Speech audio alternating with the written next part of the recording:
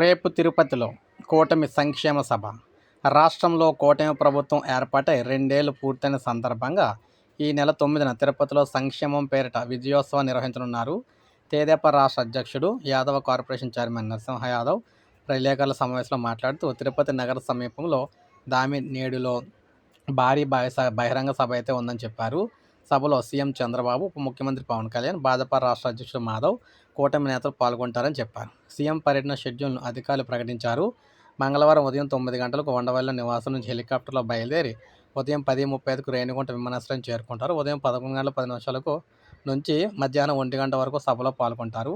రాష్ట్ర ప్రభుత్వం ఇప్పటివరకు ఏ సంక్షేమ పథకాలు అందించింది, ఇంకా ఏ సంక్షేమ పథకాలు అందిస్తుంది, రాష్ట్రంలో ఇంకా 3 ఏళ్లలో ప్రభుత్వం ఎటువంటి సంక్షేమ కార్యక్రమాలు, అభివృద్ధి కార్యక్రమాలు చేయబోతుంది, ఇప్పటివరకు ఏం చేశారనే విషయాలు అయితే ప్రజలకు తెలియజేస్తారు. ఇక సంక్షేమ పథకాలకు ఎవరన్నా దూరమైనట్లయితే వాటిని ఏ విధంగా అందిపుచ్చుకోవాలో కూడా దానికి సంబంధించి తెలియజేస్తారన్నమాట.